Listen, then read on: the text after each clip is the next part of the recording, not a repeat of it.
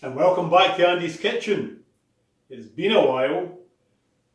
You notice the new togs?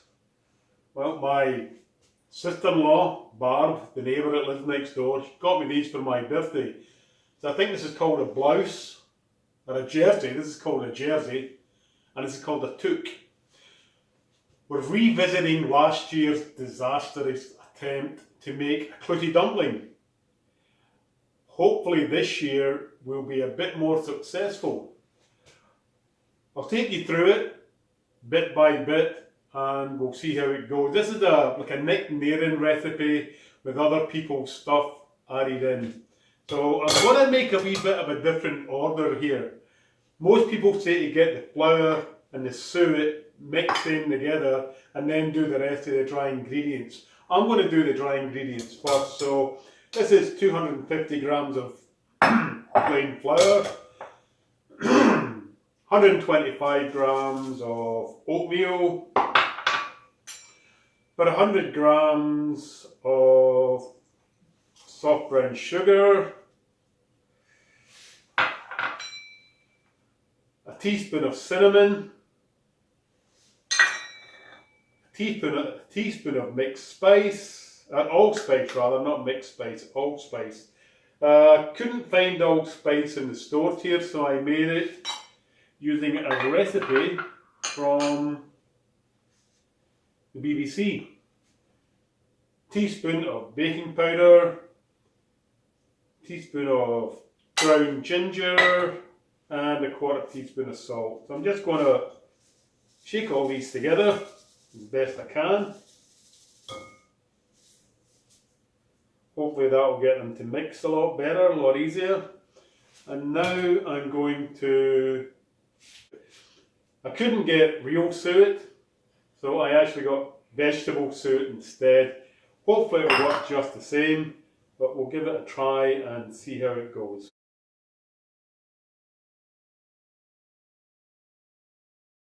And mix it in. Next thing we're going to do is put in approximately 250 grams of currants, sultanas and raisins. And I've actually been steeping these in a wee bit of whiskey for a while, so we'll just bung that in as well for an added bit of flavour. A grated apple to give it a bit more moisture. And also a teaspoon of syrup and 2 beaten eggs. So I'm going to put the syrup in with the egg at first to try and combine that a bit better.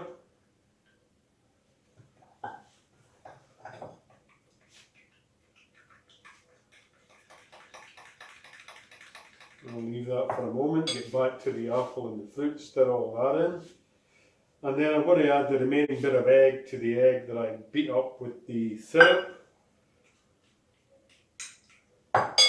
Give everything a good stir. And hopefully that is us, apart from adding the egg and a little bit of milk. So we got the egg and the syrup here, that goes in like that.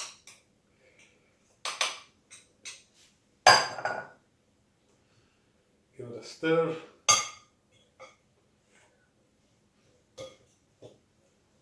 That was 2 eggs and 1 tablespoon of syrup. I should maybe have used black treacle, but I didn't have any, so I used syrup instead. There are loads of different recipes out there, all calling on various things, so I think it's a pretty forgiving recipe in the end. Here I've got 4 tablespoons of milk. I'm just going to add half that at first.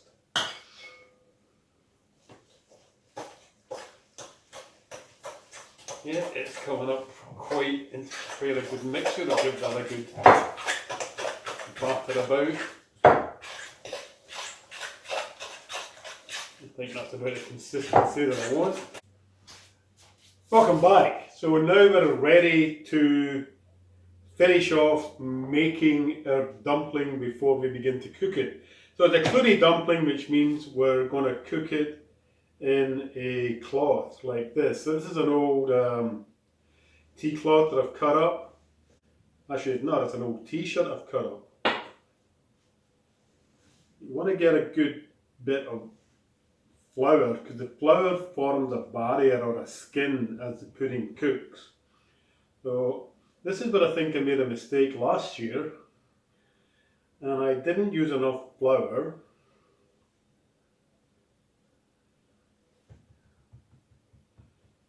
And I didn't let it set or dry properly once it was finished. So hopefully this year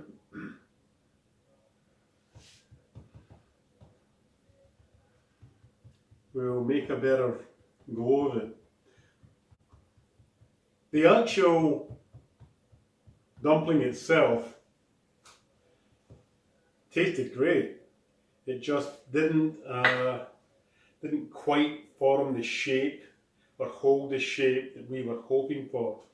But here we go. I'm just going to get a bigger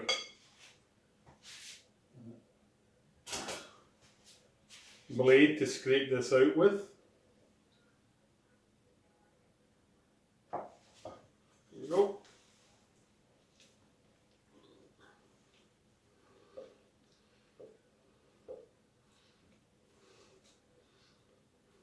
As you can see, it's quite a stiff dough, quite a stiff batter. I'm going to get that a bit more, and then bring up our corners. You want to leave a bit of room for expansion, so you're not going to tie it too tight, but you do want it fairly tight. So I'm going to give that a wee shake like that, and maybe about there. That'll allow room for expansion as it cooks, but hopefully it will help hold it together and not burst out the seams. Right, that should do it.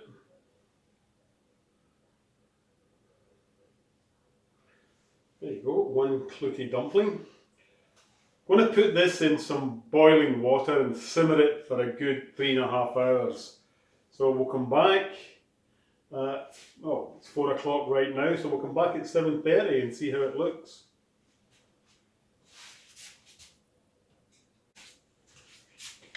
Bonsoir mes amis, enchanté. Welcome back to Andy's kitchen, and now we have the moment of truth. As you may recall, last year, or was it the year before, this was where everything fell apart.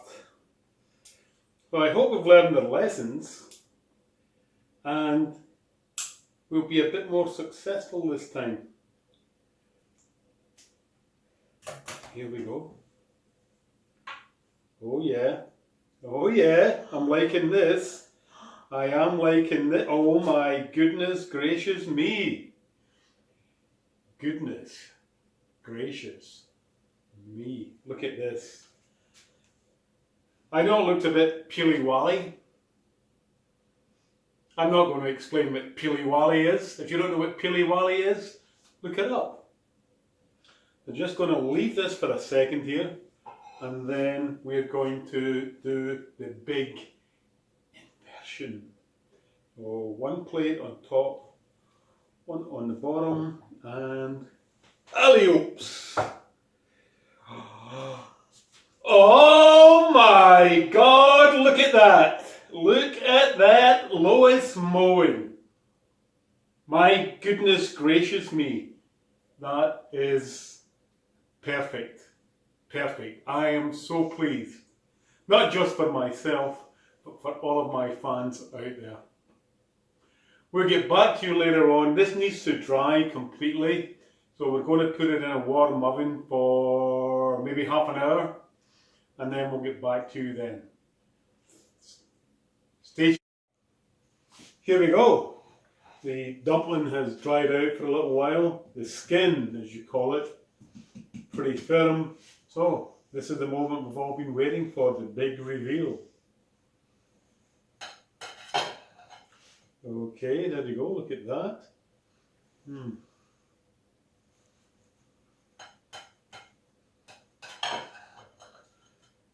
That is almost perfect. Almost perfect. With a slight crumb, we'll serve it with some cream and say bon nuit, good night and bon appetit.